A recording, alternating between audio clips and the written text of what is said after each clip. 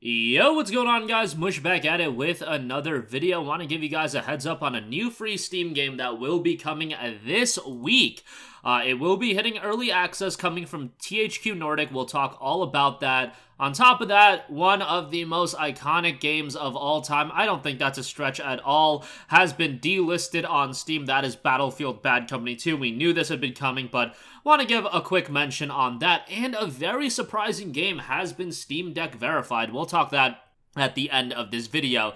Kind of expecting a Dead Space situation where it might be deck verified, but we're talking 8 frames per second in certain situations. I don't know, I might be wrong, but we'll talk that at the end of this video. First of all, Stunfest World Tour has been renamed into Ejected Rivals, and it launches in free-to-play early access on May the 4th. Coming from Powwow Entertainment and THQ Nordic, dive right into the crazy mix of extreme sports, vehicular destruction, and breakneck speeds in a winner-takes-all elimination tournament between 18 players. Master the unique ejection mechanic, allowing you to take to the skies to leave your rivals in the rear view. It is hitting early access, so do expect a plethora of updates to be coming, as development does progress. Ejected Rivals pairs extreme sports, vehicular destruction, and breakneck speeds to create a winner-take-all elimination tournament. Race, stunt, and explode your way onto the podium through multiple different events, from deadly destruction derbies to stunning stunt races, high-flying jet wing races to acrobatic distance jumps. We've got it all for budding stunters to test their skills.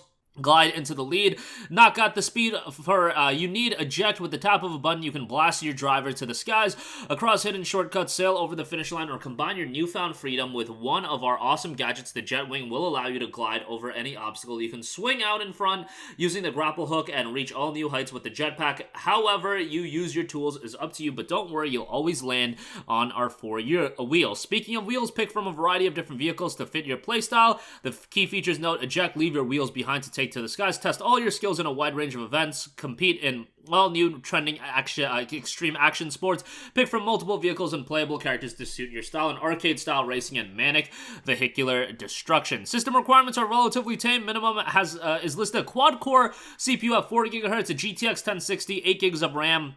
Recommended same quad-core CPU, but 16 gigs of RAM and an RTX 2070, only going to be an 8GB install. The game is scheduled to hit early access on May the 4th. Okay, moving on from that, gotta talk about this.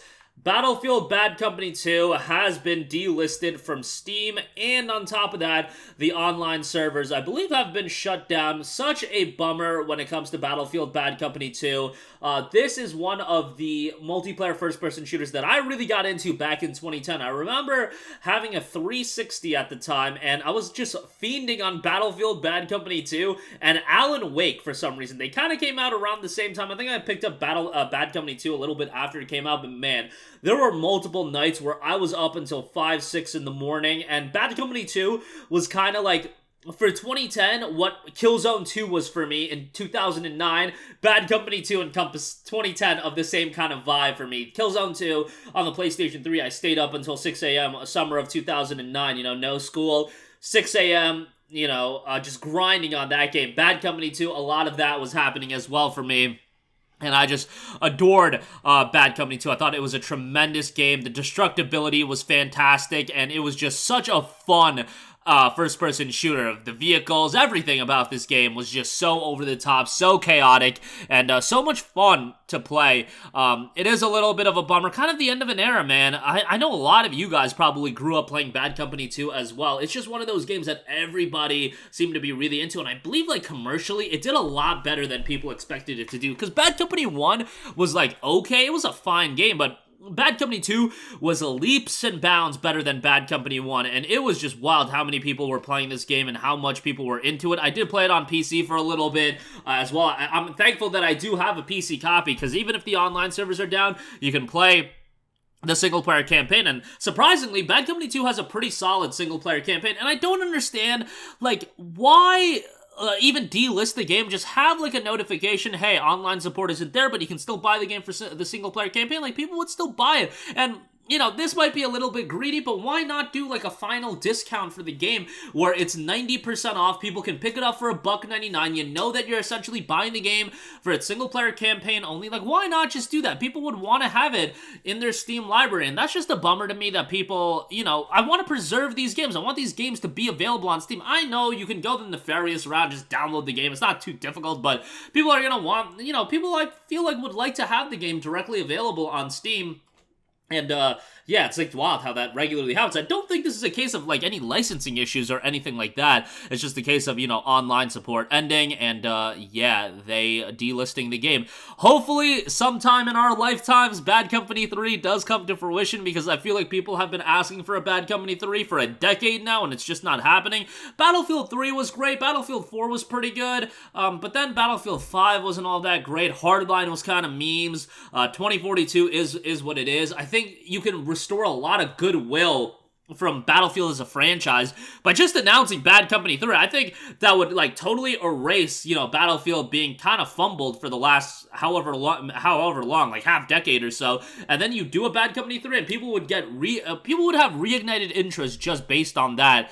And I think that is the way I would go in the future, but who knows? Like, I don't run EA, and EA makes some wild decisions. They just released one of the worst PC ports of all time, so you know, my expectations for them are in the basement right now. Lastly, Redfall is coming out on May 1st, and I do want to note that the game is in fact Steam Deck verified, which is wild to me, given that this is a game that we know is going to have some limitations on Xbox Series X, at least on launch, given that it is not going to have a performance mode. You cannot play this game at 60 FPS on consoles, and I am, like, just 90% sure this is gonna be a bad port. Like, it's not even a hot take at this point. Like, that ain't even me, like, making that ain't even a hot take anymore. Am I really gonna come up here on, like, May 2nd or May 3rd and be like, I told all of you guys it was a bad port? Like, every game's a bad port these days. Like, it's more surprising when a game isn't a bad port. And I saw some confusion where people were like, oh, Last of Us Part 1 was deck verified, and how that turned out.